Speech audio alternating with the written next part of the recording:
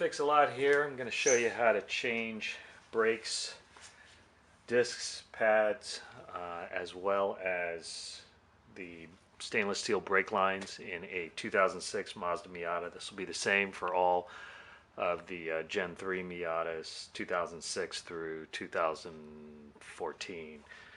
So here I've got centric rotors. I'm just going to change the fronts for this car. Next, Carbotech brake pads. These are XP10s and these are XP8s. Mostly used for the track, especially the XP10s. These aren't very good on the street. They work well on the track though once they get warmed up. XP8s, if you run these in the front, they'll be fine. I'm just running these in the back. So XP10s in the front, XP8s in the rear. Finally, these are the Technofit stainless steel brake lines. The nice thing about these is they pretty much conform to the stock brake lines. These are the fronts, and they have the standard tabs here. Also for the connection to the hard line. This is the end to the caliper on this side. And I'll show you a little bit more detail, but here are the bolts that go into the caliper, and they even give you the new brass washers that go on each side of this hose end. There's a brass washer here and a brass washer on this side too. And then finally we're going to bleed the brakes with the .4. This is ATE type 200, which is like an ATE Gold, and it's a .4 brake fluid.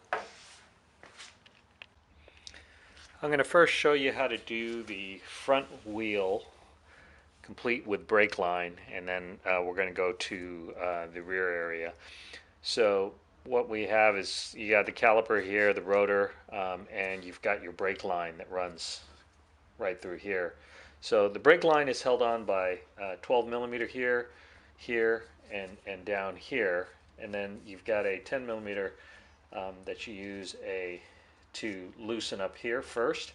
Then you undo the 3 connections and then replace it relatively quickly with the new line, the stainless steel line.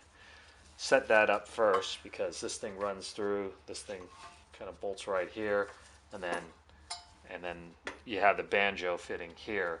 Again, the brass washers go on each side, and then you have the bolt that goes through, and use the ones that come in the kit.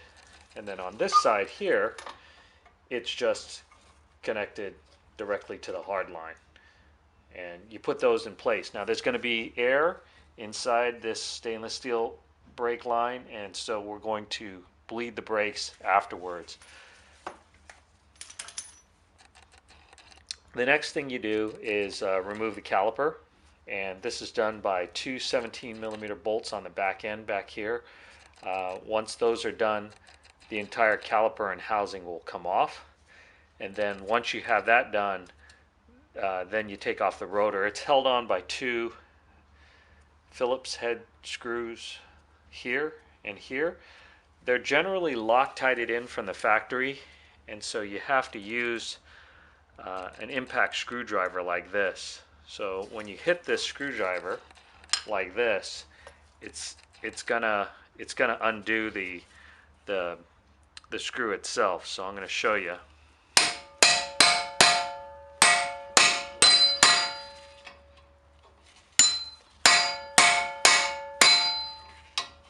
There. Hit it a couple times, and then it will undo it. And you do the same thing with the lower one down here. But again, that's after you get the caliper housing off. As you can see, I've attached the new stainless steel brake line here. Everything's tightened up. I've removed the caliper with the 2 17 millimeter bolts. The piston is actually on this side of the caliper, so I'm going to remove the brake pad here on this side. This is the outboard side. Okay, There's a stock caliper that I'm removing, or sorry, brake pad that I'm removing. Then I'm going to use a C-clamp like this to push this brake pad all the way back in until it limits out, and then I'll go ahead and take that out and then replace it with the new brake pads. Okay, but you want to set it all the way back because your pads are brand new, so you're going to need that gap in between in order to get it over the rotor. So I've removed the two screws here, and the rotor just comes right off like this. So this is the old rotor. And if you look down here at the hub, it's just a bare hub. This one it has low mileage. If you feel looseness in this hub, as far as the bearing is concerned, there is a bearing back here that you can, a whole hub that you can basically replace. But on this particular car, it has less than 30,000 miles, so the bearing back here is just fine. All right, here is the front brake rotor. I'm going to show you real quick the front brake pads themselves. So here's the front brake pads. This is the inboard side. This goes to this part snaps into the piston, and then this was the outboard piece that I showed you that I removed first off the caliper. You have to be careful not to touch the surfaces of the brake pads. You don't want to get any grease or oil on them. If you do, you're going to have to use some sort of brake cleaner to get that off. But anyway, just try to avoid that because these absorb oil and moisture, especially oil, very, very quickly. And you want to try to avoid that. So avoid touching the surface of the brake pad. You can certainly touch the back here and the edges, but just try not to touch the surface of the brake pad. I use CRC brake clean. You just try to get a clean cloth and just hit it real quick with a little bit of a spray, and then just wipe it down with a clean t-shirt or cloth like this just to get the cosmoline off of it. And again, here you don't want to touch the surface of the disc. Flip it over, same thing. Hit it a couple times with the CRC brake cleaner. Wipe it off very quickly. And that rotor is ready to install. Installation is the reverse of the removal, and just make sure you have your impact screwdriver. Get these two screws here, and then put on your caliper, torque it down to about 60 to 70 foot-pounds on the back side with the 17mm wrench, and then you should be good to go here. I'm going to show you the back, and then we're going to go to bleeding the brakes. The rear is going to be a little bit simpler. I'm not going to change the rotor, I'm just going to change the brake pads in here. This is the stainless steel brake line. Once you get this 10mm one up here loose, okay, you'll want to remove this clip that's on here. To do that, you just use a simple flat-headed screwdriver, stick it up through here, and then just kind of pry it out, and it will pop out. Then you have a 12mm bolt right here, and the whole unit comes out. This one slips in.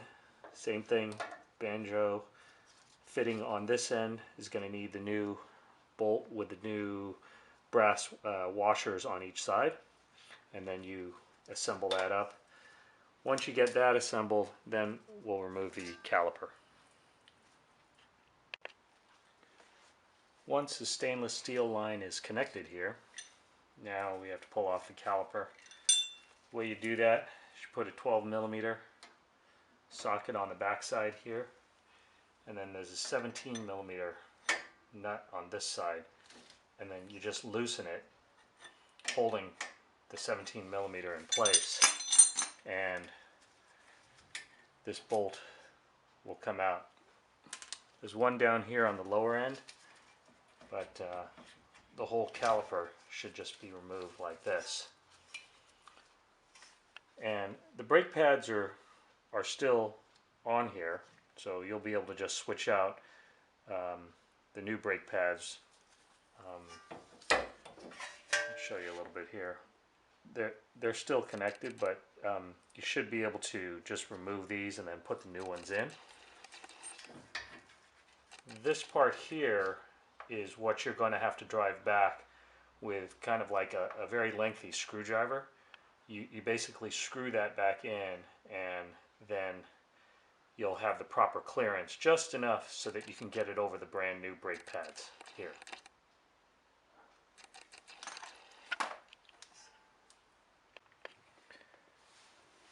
Here's the caliper back on.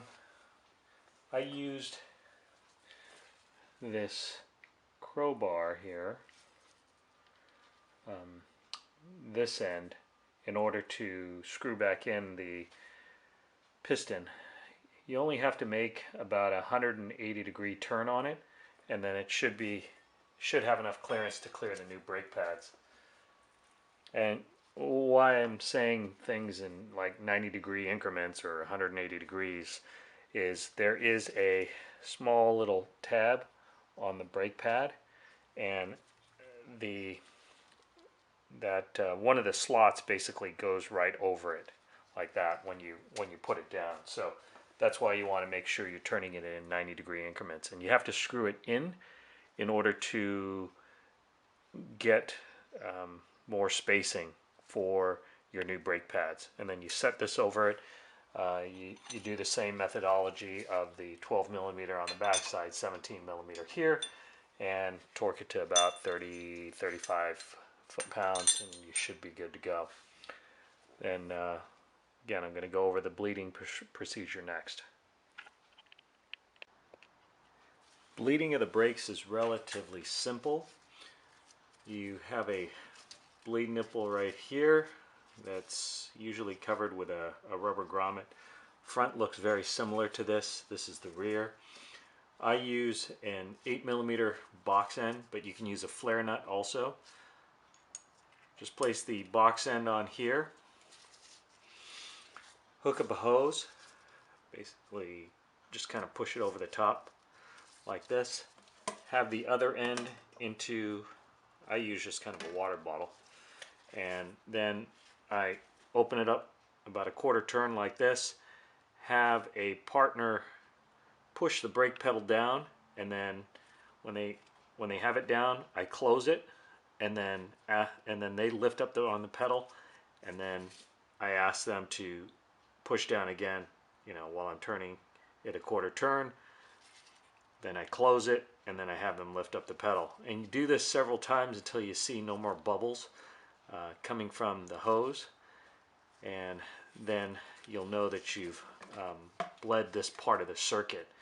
You always start with the caliper that's farthest from the master cylinder. So in North American cars, it's going to be the right rear. Then you go to the left rear. Then you go to the right front, and then the left front. And after you've had the whole circuit bled completely, then go ahead and test the brakes just to make sure that there's no sponginess to the pedal. And you should be done after that. Once you get the wheels on, you go and bed the brakes. By bedding the brakes, you're going to run the car up to about 50 to 60 miles per hour, hit the brakes hard, and bring it down to 5 miles an hour or less, maybe down almost to a stop, and then get it back up to 50-55 miles an hour. Come back down. Do it about 4 times. You'll smell the brakes kind of heating up and burning, but it's you're gonna bed the brakes that way, and then once you've done that, let the brake system completely cool down, and then you should be good to go.